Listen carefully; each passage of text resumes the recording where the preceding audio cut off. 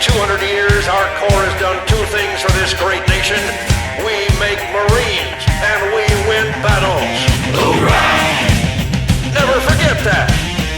You're first Marines, and not all the communists in hell can overrun you. Fox News alert. A bombshell new report suggesting Biden's botched exit from Afghanistan was even worse than we thought. According to the New York Times, the ISIS terrorists that Biden supposedly droned in retaliation for the airport attack in Kabul was not an ISIS terrorist after all.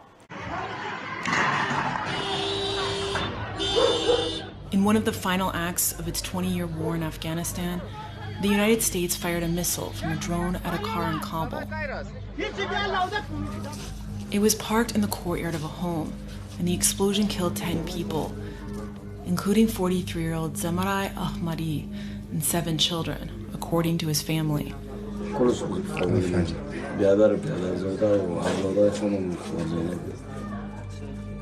The Pentagon claimed that Ahmadi was a facilitator for the Islamic State and that his car was packed with explosives, posing an imminent threat to U.S. troops guarding the evacuation at the Kabul airport.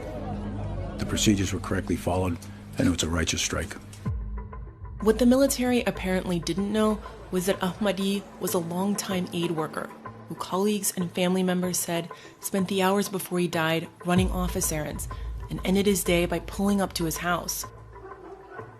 Soon after, his Toyota was hit with a 20-pound Hellfire missile.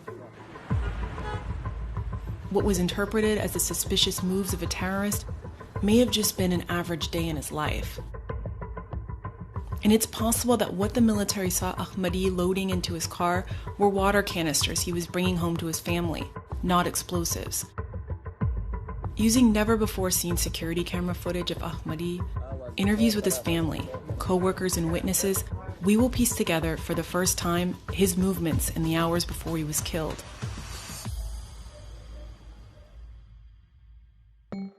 Zamarai Ahmadi was an electrical engineer by training. For 14 years, he had worked for the Kabul office of Nutrition and Education International. NEI established a total of 11 soybean processing plants in Afghanistan. It's a California-based NGO that fights malnutrition. On most days, he drove one of the company's white Toyota Corollas, taking his colleagues to and from work and distributing the NGO's food to Afghans displaced by the war.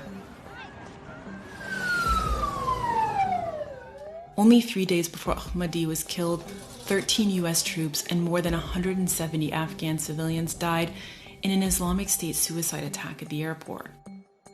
The military had given lower-level commanders the authority to order airstrikes earlier in the evacuation, and they were bracing for what they feared was another imminent attack. To reconstruct Ahmadi's movement on August 29th, in the hours before he was killed, the Times pieced together the security camera footage from his office with interviews with more than a dozen of Ahmadi's colleagues and family members. Ahmadi appears to have left his home around 9 a.m. He then picked up a colleague and his boss's laptop near his house. It's around this time that the U.S. military claimed it observed a white sedan leaving an alleged Islamic State safe house around 5 kilometers northwest of the airport. That's why the U.S. military said they tracked Ahmadi's Corolla that day. They also said they intercepted communications from the safe house, instructing the car to make several stops. But every colleague who rode with Ahmadi that day said what the military interpreted as a series of suspicious moves was just a typical day in his life. After Ahmadi picked up another colleague, the three stopped to get breakfast, and at 9:35 a.m., they arrived at the NGO's office. Later that morning, Ahmadi drove some of his co-workers to a Taliban-occupied police station to get permission for future food distribution at a new displacement camp. At around 2 p.m., Ahmadi and his colleagues returned to the office. The security camera footage we obtained from the office is crucial to understanding what happens next. The camera's timestamp is off, but we went to the office and verified the time. We also matched an exact scene from the footage with a timestamped satellite image to confirm it was accurate. At 2:35 p.m., Ahmadi pulls out a hose, and then he and a coworker fill empty containers with water. Earlier that morning, we saw Ahmadi bring these same empty plastic containers to the office. There was a water shortage in his neighborhood, his family said, so he regularly brought water home from the office. At around 3:38 p.m., a colleague moves Ahmadi's car further into the driveway. A senior U.S. official told us that at roughly the same time, the military saw Ahmadi's car pull into an unknown compound 8 to 12 kilometers southwest of the airport. That overlaps with the location of the NGO's office, which we believe is what the military called an unknown compound. With the workday ending, an employee switched off the office generator, and the feed from the camera ends. We don't have footage of the moments that followed. But it's at this time, the military said, that its drone feed showed 4 men gingerly loading wrapped packages into the car. Officials said they couldn't tell what was inside them. This footage from earlier in the day shows what the men said they were carrying. Their laptops, one in a plastic shopping bag. And the only things in the trunk, Ahmadi's coworker said, were the water containers. Ahmadi dropped each one of them off, then drove to his home in a dense neighborhood near the airport. He backed into the home's small courtyard. Children surrounded the car, according to his brother. A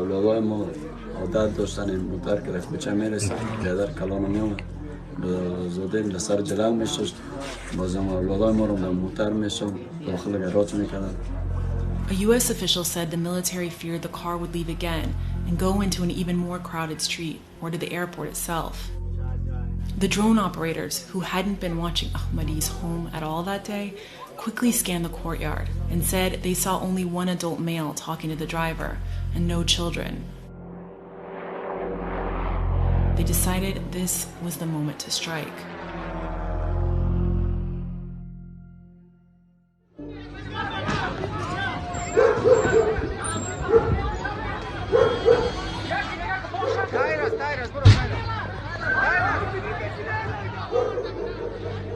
A U.S. official told us that the strike on Ahmadi's car was conducted by an MQ-9 Reaper drone that fired a single Hellfire missile with a 20-pound warhead.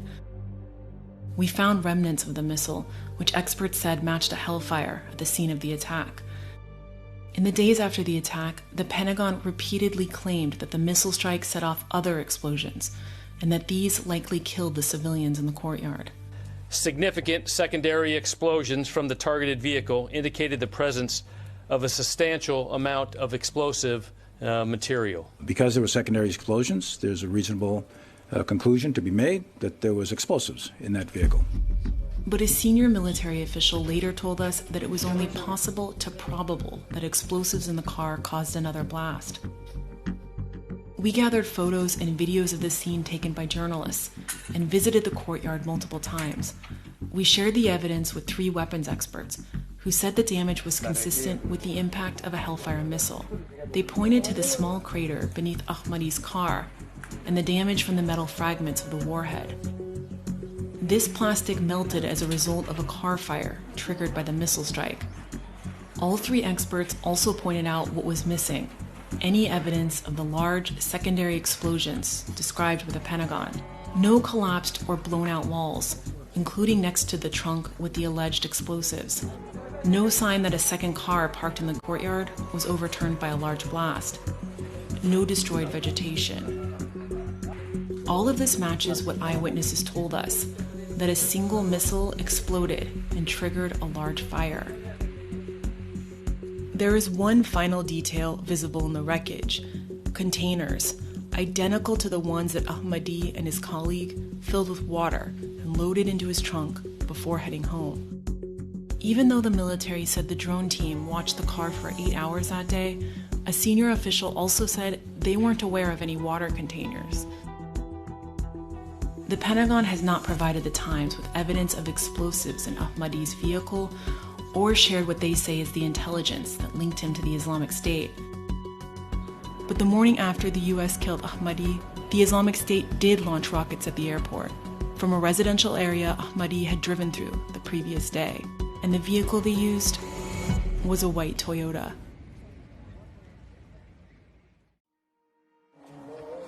The U.S. military has so far acknowledged only 3 civilian deaths from its strike and says there is an investigation underway.